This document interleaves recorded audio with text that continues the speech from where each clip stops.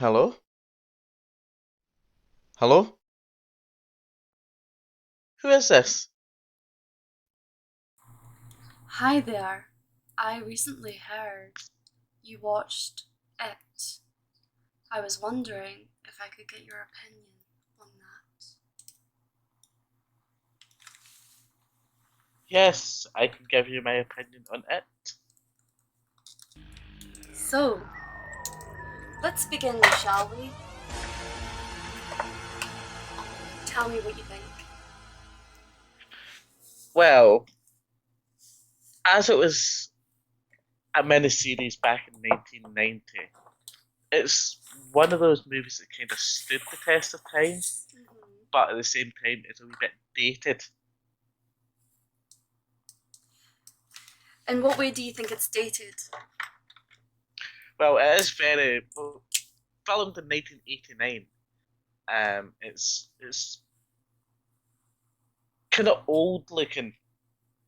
Everything in it is old fashioned. It's old styled. It's got a kind of antique feel to it. Mm-hmm. There's no technology like we would have nowadays, so it just kind of feels quite old, but it still has a nostalgia feeling to it that I really enjoy. Mm-hmm. It's one of my guilty pleasures. I would have to say it's not my guilty pleasure being terrified of clowns. Billy boy. Well, interestingly, Tim Curry, who played Pennywise, was also terrified of clowns to the point where there to be no mirrors on set, and one of the makeup artists was almost fired for having a hand mirror in her hand when they were applying makeup to Tim Curry.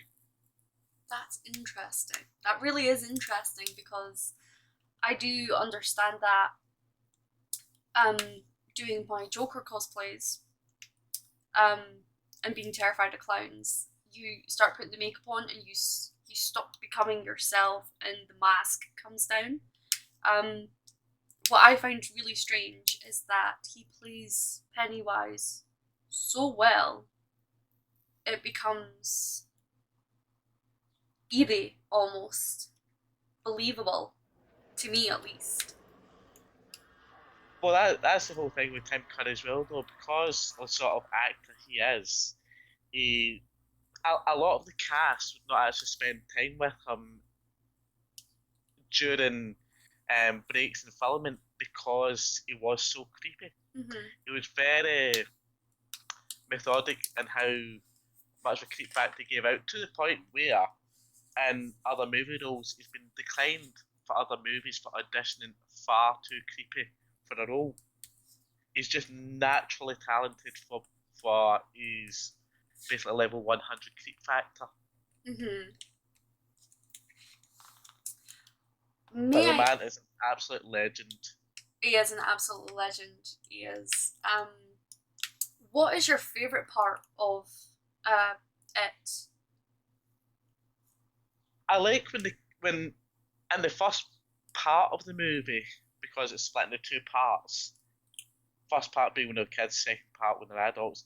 I actually really like when the kids first go down into the sewers to confront Pennywise Mm-hmm. and are being pursued by Henry Bowers and his two henchmen, which is Belch, and I can't remember the other fellow's name off the top of my head, but I I don't think we found ever that found out.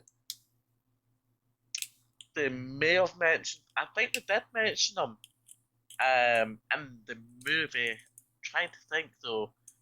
I mean, I know there's Belch who's the one that was constantly belching at them, Mm-hmm. but the other one, can't actually think of his name. I don't know why his name's escaping me. But yes, it was just the whole adventure aspect of the monster hunting. Mm-hmm. It's the sort of things that we did as kids, and I think that's why I enjoyed it so much because I watched it when I was a kid. Yeah. Not the best actual idea because there has been aspects that's actually scared me more as scared me into adulthood. Yeah. that I've never actually been able to get over. So, if you don't mind me asking, what are the things that have scared you in adulthood? Photographs. Oh, Photographs. yeah, the particular scene where Bill is looking at Georgie's photo album and it starts flipping through and it gets to the photo of Georgie and all the blood starts coming out. And then later What was on, that? there's the scene where it's the history of Derry and it's flipping through. Well, the thing that scared me most about the picture of Georgie, it wasn't actually the blood coming out. It was when he winks at him. Yes. That terrified me. And then to the point where looking at pictures I was young, then grown up, I know it may sound kind of silly, but when I look at photos, I'm waiting on them winking at me. Mm-hmm. But then also with the photos, like you say, with the look at the history of Derek, and one of them starts moving, you see Pennywise doing backflips, Mm-hmm. and then he looks straight at them, and you know he's looking straight out of the photo, and he gives that kind of growl Mm-hmm. before he jumps up in the lamppost and starts telling him that he's the worst nightmare come true before he gets his hand through. But it's just that growl that he actually does. And it just kind of emanates out of the photo. Yeah. Yes. I remember watching it, and it's always the first scene that gets me with Georgie. He's running down after the SS Georgie. Yes. And you've got that backing track to it, and even the backing track's creepy and eerie. Yeah. And he's just chasing the SS Georgie, and then it goes down into the drain pipe, and you can hear his cry of no, and you're like, oh shit, here we go. And it's every single time I'm like, fuck, this is it. Fucking settling, boys. And you know, it just speaks to him. It just every time I can feel my heart start beating, and I can like I actually have to swallow, and it's a horrible feeling. Yeah. And then it's we all float down here. Just that single line. Yes. Honestly, if somebody could say it like Pennywise in my ear, honest to God, it would get the same reaction that Tim Curry gets. It's terrifying. And then you get like the teeth and the eyes and everything changes. Yeah. It's horrifying. But I find that with the facial expressions that Tim Curry can pull, like the very start of the movie with the young girl on the tricycle, and she's standing, she finds a doll, and her mum's telling her it's about to rain, and you hear that kind of little laugh, and you see him waving through the sheets that are hanging, but then you just see the kind of evil face on him, where he's just kind of straight faced, and I actually found that was actually a really creepy face that he could pull. Just that evil stare just before he rushes at the girl. Although you don't see him rush at the girl because it being a TV movie, there's not so much the FCC will allow. But you know exactly what's going to happen, and it just cuts to the wheels spinning on the trike, and then the mother shouting on her, looks and starts screaming. I thought that actress at the start, though, although it was just a small part, I thought she was fantastic. The horror of her scream, you just knew something horrific had happened. Do you think that it's almost like Georgie, how Georgie's arm only got ripped off? Do you think he did that to the little girl, that maybe he took her arm, or you know, took her leg, or decapitated her or something like that, and then left the body? I think he's completely mutilated her. To an extreme extent, but even if he just say ripped an arm off or ripped a leg off or something, the horror of the mum would still have been as extreme because it's her child, and I think that just kind of emulates that. Although you don't see the horror, her screams leaves it to your imagination.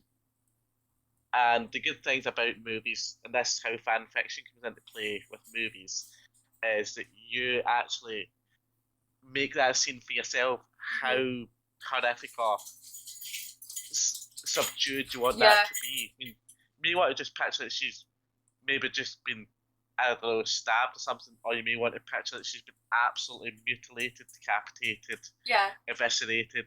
It's left up to the viewer how much of a horror they want that to be.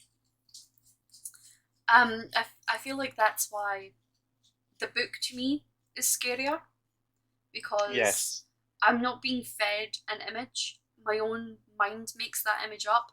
So therefore, I know that there's a fear of what I'm reading.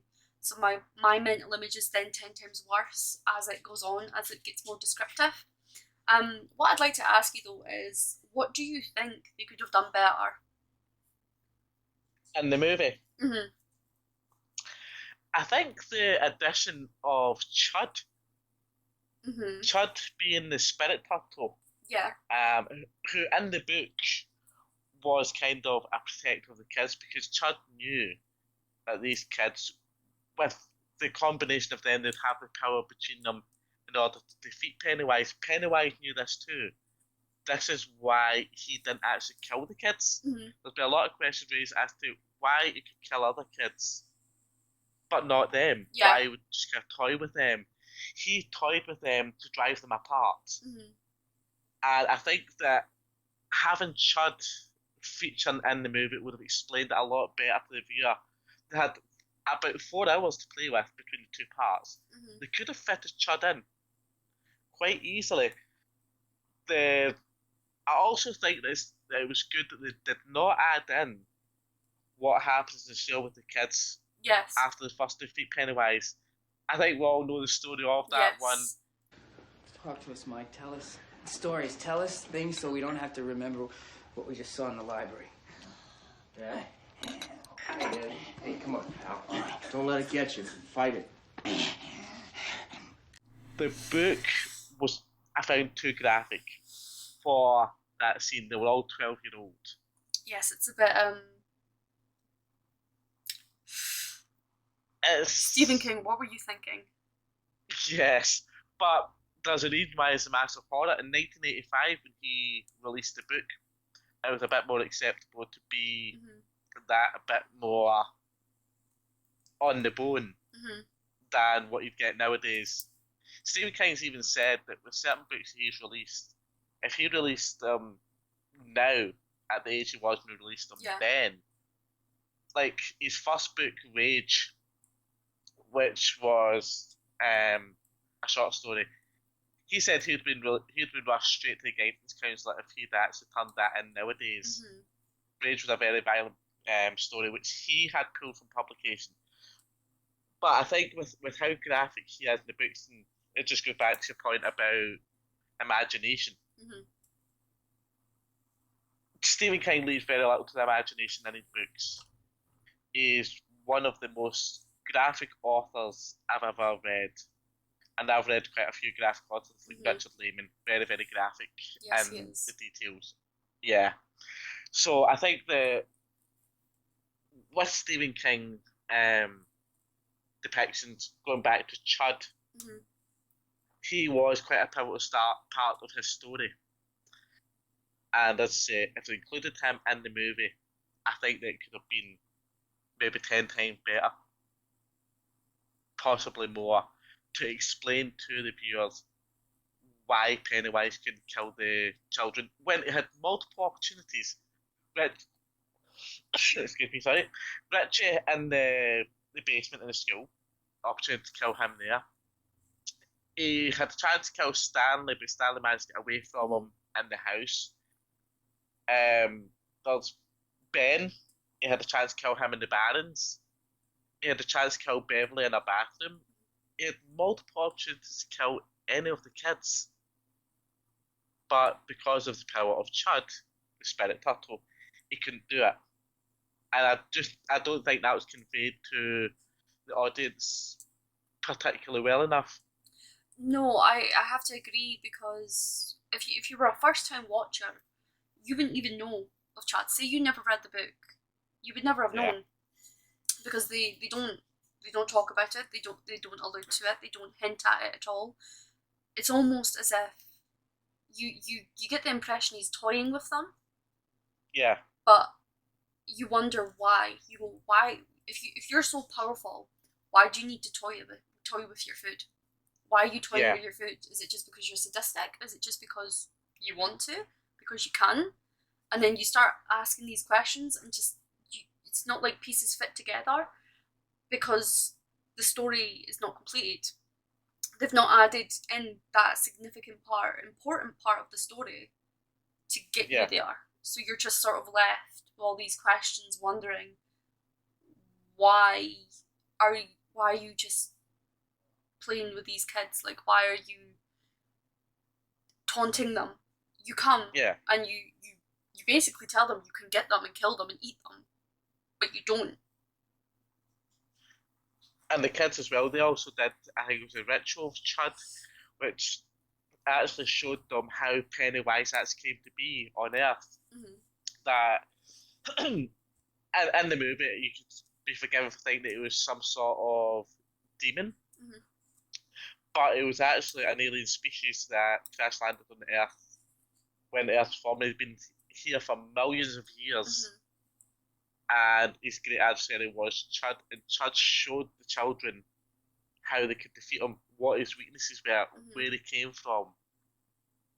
So he was a powerful ally to the kids. Another thing is how do you feel about each of the characters? You know, Bill, Eddie, Richie, Beverly. I like them all. Even Stanley to a small extent, although Stanley was a coward. Yes. Excuse me. I quite liked Richie. He was funny and very energetic and ADHD. Remind me a wee bit of myself when I was young and quite like that. Then Ben, I did really like Ben as well. He was quite book smart, quite level headed, and you can see his future when he's in the barrens with them and he's teaching them how to build a dam. That's explained further in the book about how when he grows up becomes an architect and the buildings that he designed and the dams that he designed. Because it shows through from his time in Derry. Beverly, in the books, I wasn't too struck on her in the books, but in the original TV series, played fantastic by Emily Perkins. I think she was 12-year-old when she did it. Very fine actress. I thought that she played the part of Beverly really well. The kind of abused daughter, the only female in the group, how she adapts to that, and how she had the crush on Bill, but Ben had a crush on her, so it had like the kind of triangle there. I like that wee element with like lovesick kids. It was quite a good wee element that they had with that. Who else did we have? So we had Mike, who was the young person of colour. I liked him. He was he kind of gelled the group together as adults. He's one that brought them all back. But because he knew the history of Derry as well, which in the book you learn it's actually through his dad, he learns quite a lot about Derry and about the steelworks explosion. The kitchen ironworks, explosion. Who else was there? Have I missed anybody? There's 7 of them. Eddie. Oh, Eddie. Such a hypochondriac. He's so funny. Just the complete germaphobe and hypochondriac. Yeah. Mommy's boy. I don't want you to play with them anymore. No good will come of it. But Ma, they're my friends. You don't need any friends, Eddie, except for your own ma. Yes. Everybody has to have an Eddie in their group circle. I feel as a whole, the group, each one of them works, and yes, I would say take one away and it wouldn't work, but then, you know, Stan. Well, again, the book explains that one about Stan, about how that's became more powerful with his past because he had to die. Mhm. I can't remember the reason why. It's been a good while from I've read the book, but Mhm. there was a reason he had to die in order to make him stronger. Then Mike got taken out before the final confrontation with Pennywise, Mhm. and then with the final confrontation, Eddie gets killed, Yeah. which is quite sad. Quite It, upset by it his is death. quite sad. I do have to say it is spoiled by Crab Spider. Yes, yes. Oh my gosh, yes. And you guys say more. Crab Spider. So much they could have done. You can be anything, absolutely anything, in your true form. Well, actually, not your true form. Your second true form is a crab spider. What do you think his true form is? It's the deadlights, isn't it? Yes. A lot of people could misinterpret it as him being a clown. That's just And what he actual chooses fact, to be. The bastard. yeah, but that's only with certain people because in the book it was really a clown. Mm-hmm. It was just in the movie that when Stephen King wrote the book, he kind of thought to himself, what are kids most terrified of? Clowns. Then there's that William Gacy, I think the name was, someone's Yes. fell in the 70s. John Wayne Gacy. John Wayne Gacy, that's the very chappy. I knew his last name was Gacy, I just couldn't really remember his name. Mm-hmm. Pennywise was kind of loosely based on him as well. Mm-hmm. I can see Because, that, yeah. yeah, him dressed as a clown in the 70s and killing, I think he's a serial killer. Yes. So, yeah, I can see why people are terrified of clowns. And they are quite scary. It's that horrific, just horrific. Mm-hmm. But the kind of basing a monster on what could be classed as a literal monster, that was just genius. Mm-hmm. And to kind of imbue this character with so much fear that when you see him, you just want to run. Mm-hmm. You know that he is just pure evil just because he's a clown. And we all know clowns are evil. They just are evil. And God. John Wayne Gacy was a prime example. He was, yeah. The thing I love about it though is that it doesn't rely on a lot of gore to make you scared. It gets its point across psychologically. Yes, it does. Again, because of being a TV movie, there was only so much they could do with FCC. And it was because of when it would be getting broadcast. Broadcast in November the 18th, the first part of November the 20th, first part of 1990. Okay. So back then as well, the FCC was a lot stricter. Mm-hmm. Although when you look at movies like RoboCop, which was over the top squid gore, it's nothing like what you'd actually have nowadays. Mm-hmm. I mean, if you actually look at the remake of It, which wasn't over the top gory, but it was still, I mean, like, George getting his arm ripped off.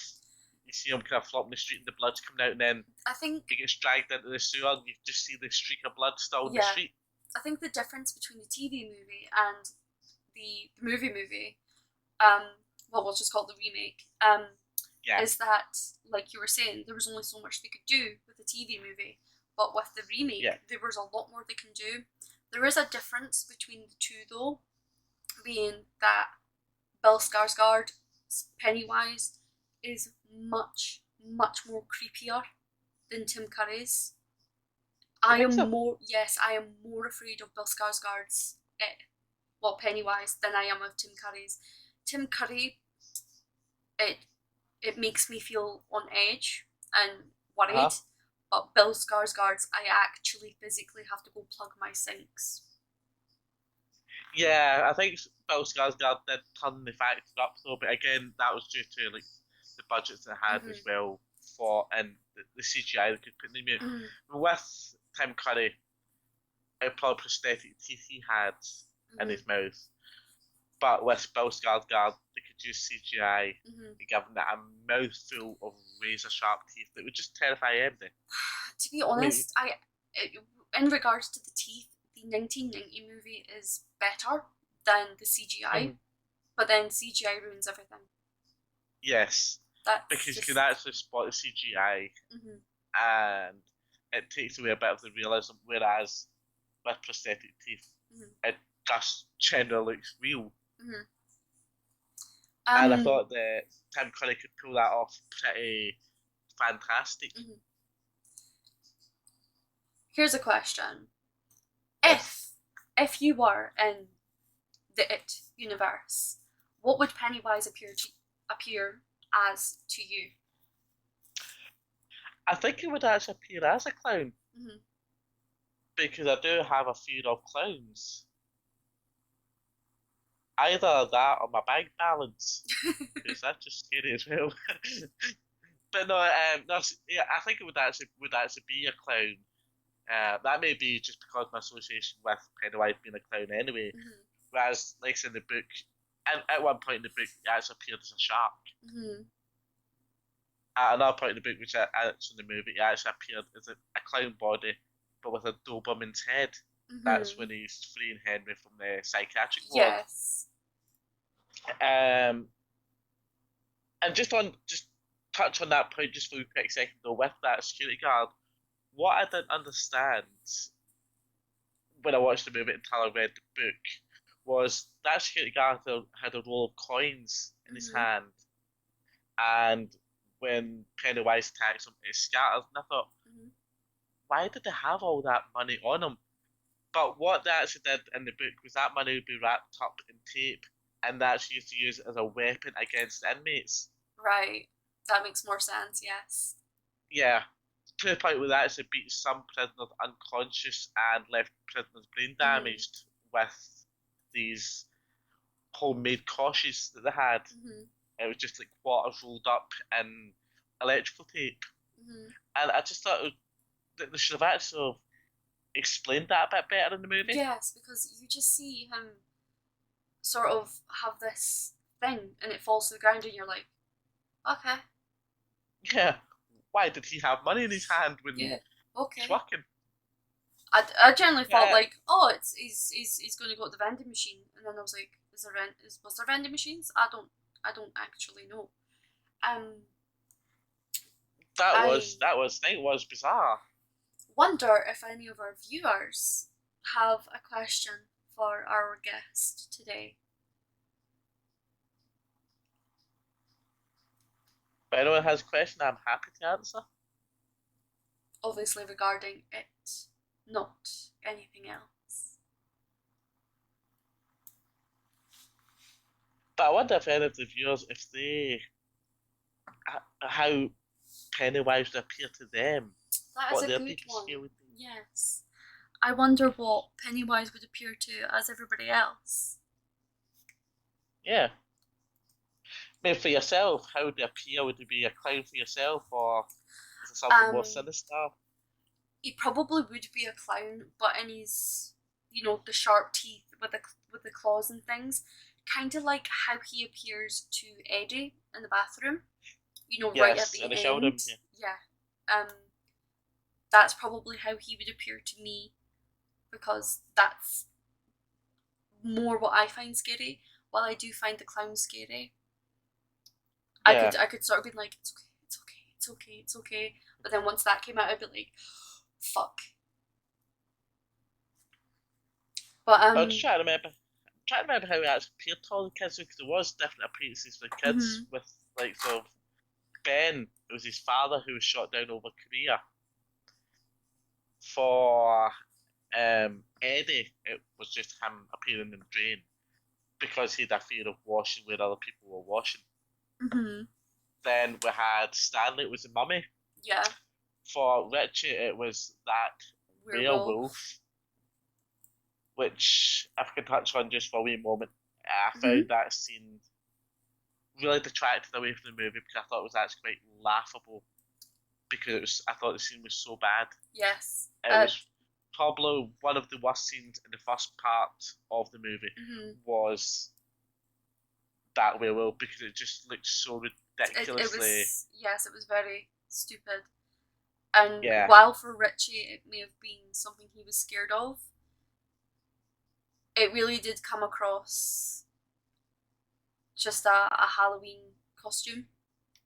It didn't feel it like kind of like something you get in a scary. B-movie from Yeah. the 40s.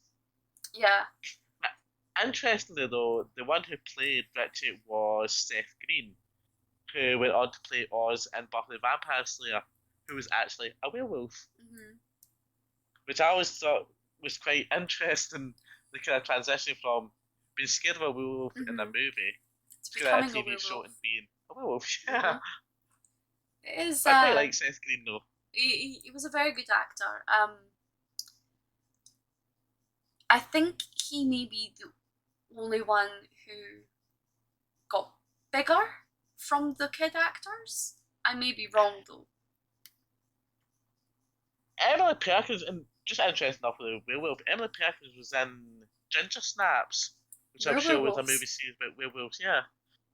She then there was John Ritter. He actually passed away while he was filming 8 Simple Rules. He was quite big.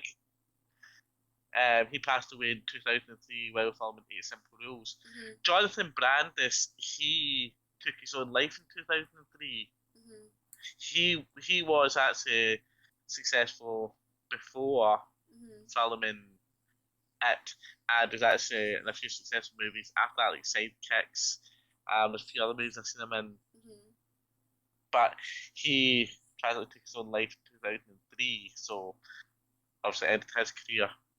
The rest of them, apart from Tim Curry, I don't think the rest of them really did have big careers, so to speak. Out of them all, I would say Tim Curry has the biggest career, and he will always be known as a legend and Pennywise. Yeah. I don't know, I mean, if you actually look at Seth Green's career though, from Austin Powers, Without a Paddle, Robot Chicken, Family Guy. Tim Curry. Come on. Tim Curry's a legend. I mean, Seth Green will never surpass him. Tim Curry is just like the legend. But I think Seth Green has actually carved himself out quite a successful career though, on the back of like everything he still does. Unfortunately, Tim Curry doesn't act anymore. No, he doesn't. Due to, I think it was a stroke he had 3 years ago. Which unfortunately had. But Home Alone 2, the scene in the hotel room when they think there's a madman with a gun, it was so funny. He does no have one a sense of surpassed humour. Tim Curry. No, Yes. He's a rare combination of humour and fear. Not only that, an amazing singing ability as well. Yes. He truly is a powerhouse of acting. Rocky Horror Picture Show. Yes. Ferngully. Yes. So there's a lot of... I forgot he was in that. Hex. Yeah. Because his laugh will never leave me, thank you to Pennywise. I will never forget that laugh. It haunts my dreams. The little kind of chuckles that he does. And I think that's where he has to outshine Bill Skarsgård. Yes, because his laugh is truly fear-inducing, where Bill Skarsgård's is more anxiety-inducing, but it's not fear-inducing, it's more of a giggle than it is a laugh. I mean, with Bill Skarsgård, sometimes in the remake, he actually looked like he was having an absence. You know, as if he was having a seizure. He would just go silent, but then you actually know that's him just kind of unlocking his inner evil. Well, he was outward evil as well, but and you had the eye change I think as well. That he was more of a kind of maniacal Pennywise, whereas the Tim Curry one was just systematically evil. And he knew how to actually draw the fear into the kids in the way that he did. Mhm. Well, And like I say, nothing will beat that picture moving when it just lets out that growl. mhm. That was probably one of the most scariest parts. That and the winking Georgie was just two of the scariest parts I found. And then over the whole two parts of it. It seems our viewers have no questions for you, sir. So I Aw. won't take up too much of more of your time.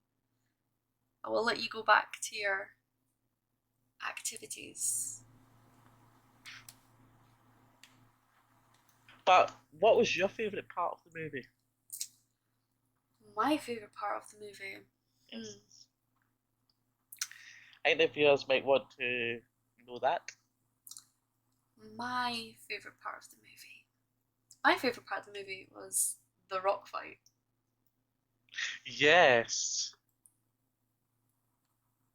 The apocalyptic rock battle, as they called it in the book.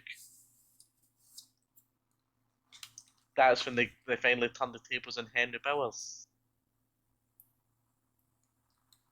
What I actually find interesting about the fellow who played Henry Bowers, and this just kind of behind the scenes, is that because he had to racially abuse one who played young Mike, each time before that was filmed a scene where he had to do that, he was always fully apologetic before filming the scene and fully apologetic after filming the scene, which I thought made as a person quite more poignant that he actually seen even back in 1990 when race was still quite a big issue and racism was still quite a big thing that was never really challenged the way it is today.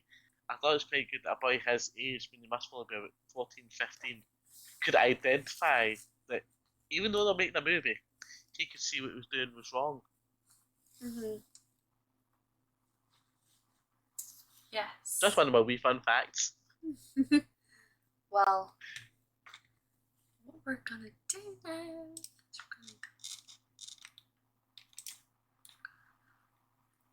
Thank you very much for phoning with me. And thank you for the call. Bye.